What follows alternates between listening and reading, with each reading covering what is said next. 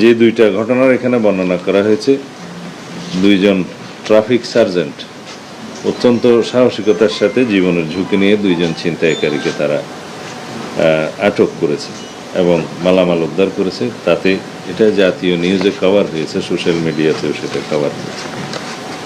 আরেকটি ঘটনা খুবই আমাদের জন্য অনুপ্রেরণাদায়ক।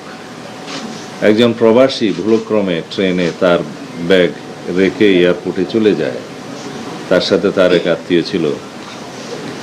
তখন এয়ারপোর্টে নেমে তারা যখন জানতে পারে তার পাসপোর্ট সহ টিকিট এবং অন্যান্য সকল কিছু সেই ব্যাগে রয়ে গিয়েছে এবং ট্রেনে করে এসছে, সেটা কীভাবে উদ্ধার করা যায়, তারা তাৎক্ষণিকভাবে 999-এ ফোন করলে এখানে কর্তব্যরত পুলিশ সদস্যগণ তাৎক্ষণিকভাবে সেটা রেলওয়ে পুলিশকে জানায় এবং রেলওয়ে পুলিশ অত্যন্ত দ্রুততার সাথে সেই রেলে বগিতে যেয়ে তার ব্যাগটা উদ্ধার করতে সক্ষম হয়। তারা চেক করে দেখে যে তার পাসপোর্ট সহ টিকিট এবং অন্যান্য যে সমস্ত কাগজপত্র সবই ওখানে রয়েছে।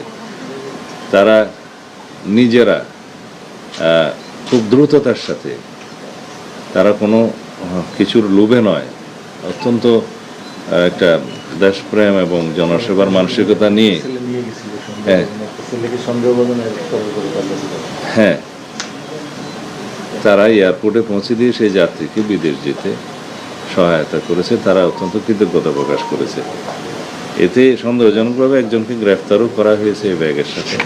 পরবর্তীতে নিশ্চয়ই আইনানুগ প্রক্রিয়ায় তার ব্যবস্থা নেওয়া হয়েছে। যাই হোক, এই ঘটনাটা এটাই প্রমাণ করে যে আমাদের সাধারণ মানুষ এবং পুলিশ বাহিনী পরস্পর সম্পর্কিত এবং তাদের যে আন্তরিকতা এবং তাদের যে ইনফরমেশন ভিত্তিক যে সেবা দেওয়ার মানসিকতা, এটা আমাদের মধ্যে আছে। এটা সবসময় ছিল, কিন্তু এখন আমরা দেখতে পাচ্ছি এই মানসিকতাটা দিন দিন বৃদ্ধি পাচ্ছে। বিকজ আমরা জনগণের সরকার হিসাবে এই বিষয়গুলো উৎসাহিত করছি এবং আমাদের আইন শৃঙ্খলা রক্ষাকারী বাহিনী তারা লক্ষ্য করছে যে এই জাতীয় কর্মকাণ্ডের ফলে তারা পুরস্কৃত হবে, সনদ পাবে, স্বীকৃতি পাবে, পরিবারের সম্মান বৃদ্ধি পাবে, সমাজে সম্মান বৃদ্ধি পাবে। সুতরাং তারা উৎসাহিত হবেই। এই সমস্ত কর্মকাণ্ডে এগিয়ে আসার জন্য আমরা উৎসাহিত করতেই থাকব। আশা করি এই বিষয়গুলো আপনারা গণমাধ্যমে সুন্দরভাবে উপস্থাপন করবেন, যাতে আমাদের পুলিশ বাহিনী সহ অন্যান্য বাহিনীর সদস্যরা জনসভায় প্রবৃত্ত হয় স্বতঃস্ফূর্তভাবে, সাহসিকতার সাথে, আন্তরিকতার সাথে। যারা নিজ দায়িত্ব এবং কর্তব্য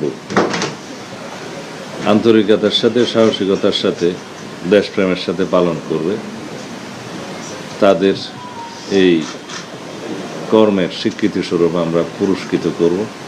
এবং যারা বিভিন্নভাবে আইন বিধি লঙ্ঘন করে দেশের জনগণের সেবা প্রাপ্তিতে বাধা দেবে অথবা অন্যায় করবে, তাদেরকে তিরস্কৃত করবে, এই ধারা আমাদের অব্যাহত থাকবে। এটা আগেও হয়েছে।